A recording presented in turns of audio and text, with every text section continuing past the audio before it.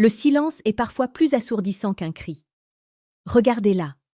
Regardez-la vraiment, pas comme vous aimeriez qu'elle soit, mais comme elle est face à vous aujourd'hui. Est-ce que ce regard vous appartient encore totalement? Ou n'êtes-vous plus qu'un fantôme familier dans le paysage de sa vie? La pire des solitudes n'est pas d'être seul, c'est d'être à deux et de sentir, au plus profond de ses entrailles, que l'autre s'est déjà absenté, que son cœur vibre pour une autre symphonie que la vôtre. C'est une douleur sourde, une érosion lente de la confiance qui vous ronge l'esprit, nuit après nuit. Mais la vérité, aussi brutale soit-elle, est toujours préférable à la douce agonie du mensonge.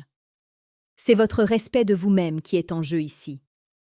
Sénèque, ce grand sage stoïcien, nous enseignait que ce n'est pas parce que les choses sont difficiles que nous n'osons pas, c'est parce que nous n'osons pas qu'elles sont difficiles. Aujourd'hui, nous allons oser. Nous allons oser lever le voile sur ces vérités relationnelles que beaucoup d'hommes ignorent, souvent par peur, souvent par un idéalisme amoureux aveugle qui les conduit à leur perte. La psychologie féminine est d'une complexité fascinante, capable du plus pur des dévouements, mais aussi, lorsqu'une faille s'installe, des stratégies de dissimulation les plus sophistiquées. L'infidélité n'arrive presque jamais comme un coup de tonnerre dans un ciel bleu. C'est un poison lent qui s'insinue, une succession de micro-changements que votre instinct perçoit avant même que votre raison ne puisse les formuler. Nous n'allons pas parler ici de paranoïa, mais de clarté. Vous méritez de savoir. Vous méritez de ne pas être le dernier informé dans votre propre histoire d'amour. Cette vidéo est un guide, un miroir tendu vers votre réalité quotidienne, pour vous aider à décrypter les signes cachés, ces murmures de l'âme qui trahissent une trahison en cours ou imminente. C'est une démarche difficile, mais nécessaire pour quiconque aspire à une vie vécue dans la vérité et la dignité. Imaginez l'espace d'un instant votre relation comme une forteresse. Autrefois, les murs étaient infranchissables, gardés par une intimité exclusive et une communication fluide. Mais aujourd'hui, quelque chose a changé. La première fissure, souvent la plus subtile et pourtant la plus révélatrice, concerne cet objet devenu l'extension de notre être, le téléphone portable. Ce n'est pas simplement qu'elle l'utilise plus souvent, c'est la façon dont elle l'utilise. Le téléphone est devenu un coffre-fort dont vous n'avez plus la combinaison. Observez. Le pose-t-elle toujours face contre table dès que vous entrez dans la pièce? S'isole-t-elle pour passer des appels qu'elle prenait auparavant devant vous? La psychologie nous apprend que la culpabilité engendre la paranoïa. Si elle protège son téléphone avec une ferveur obsessionnelle, changeant ses mots de passe ou s'énervant de manière disproportionnée si vous l'effleurez par mégarde, ce n'est pas pour protéger sa vie privée, c'est pour protéger un secret. Ce changement brutal de comportement est le signal d'alarme d'un jardin secret cultive loin de vous. Dans cette quête de vérité et de force intérieure, si vous sentez que ces mots résonnent en vous et que vous cherchez à forger un esprit inébranlable, abonnez-vous à Réflexions stoïques. Chaque jour, nous explorons les profondeurs de l'âme humaine et des relations pour vous armer face aux tempêtes de l'existence. Poursuivons notre exploration des ruines de l'intimité. Le deuxième signe est une transformation de son rapport à son propre corps et par extension, au vôtre. Il y a deux facettes à cela. D'un côté, vous pouvez remarquer un désintérêt soudain et persistant pour l'intimité physique avec vous. Les excuses se multiplient, la fatigue devient chronique, les contacts visuels pendant l'amour s'estompent. Son corps est présent, mais son esprit est ailleurs, revivant peut-être des sensations fortes expérimentées avec un autre, ou simplement incapable de feindre une passion éteinte. Mais la psychologie de la séduction nous montre un revers plus pervers. Une augmentation soudaine de sa libido, mais une libido différente. C'est comme si elle ramenait une énergie nouvelle, des techniques nouvelles, une intensité qu'elle n'avait jamais eue auparavant. Souvent, c'est un mécanisme de compensation issu de la culpabilité, ou la simple projection du désir qu'elle ressent pour son amant. Son corps cherche à évacuer une tension qui ne vous est pas destinée, vous utilisant comme un réceptacle pour une passion née ailleurs. Regardez au-delà du lit. Le troisième signe se cache dans les failles de votre communication. La parole, autrefois fluide et complice, devient hachée, superficielle. La psychologie féminine est très attachée au partage émotionnel. Si elle cesse de vous raconter ses journées, ses doutes, ses rêves, c'est qu'elle confie ce jardin intérieur à quelqu'un d'autre.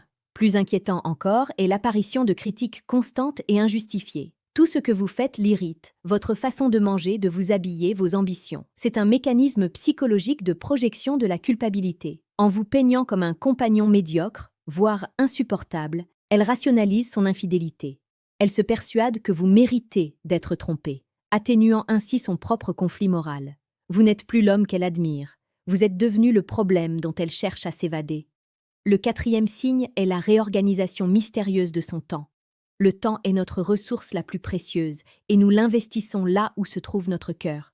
Soudain, des réunions tardives apparaissent dans un emploi du temps qui n'en avait jamais compté. De nouvelles passions dévorantes l'amènent à s'absenter des week-ends entiers. Elle devient vague sur ses déplacements, utilisant des formules floues comme « j'étais avec des amis », sans plus de précision. Si vous posez des questions, la réaction est défensive, presque agressive, vous accusant de vouloir la contrôler. C'est ici que réside une vérité relationnelle cruciale que beaucoup d'hommes ignorent. Une femme amoureuse cherche la proximité, pas la distance. La création constante d'espaces de temps inexpliqués est la structure même qui permet à une double vie de s'épanouir. Comprendre ces dynamiques est essentiel, non pas pour devenir cynique, mais pour devenir fort. Pour vous aider à naviguer dans ces eaux troubles, j'ai préparé une ressource discrète mais puissante.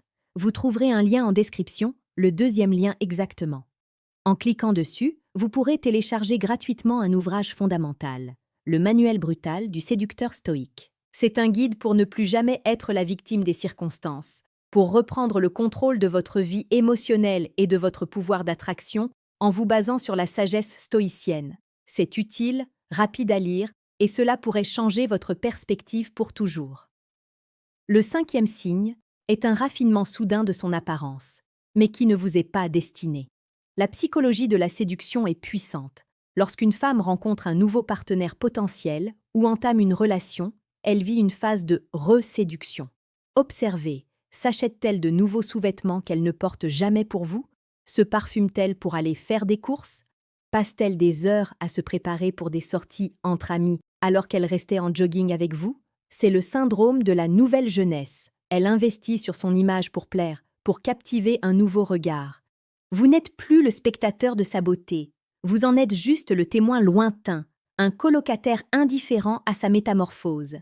6e signe. Un changement d'attitude envers votre avenir commun. Une relation saine se projette. On parle de vacances dans 6 mois, de projets immobiliers, de fonder une famille.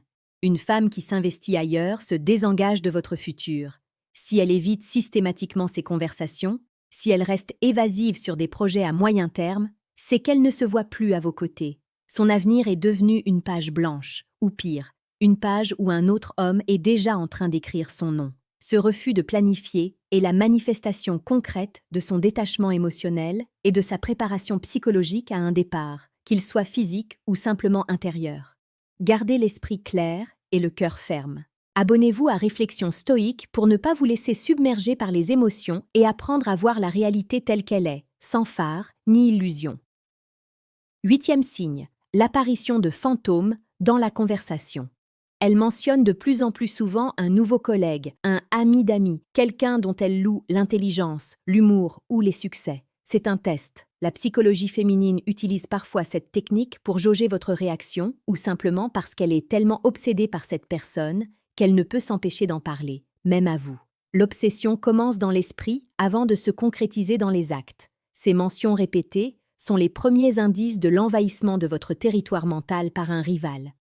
Le 9e signe est plus insidieux encore. Une générosité et une gentillesse soudaine, presque excessive, qui sonnent faux. C'est le cadeau de la culpabilité.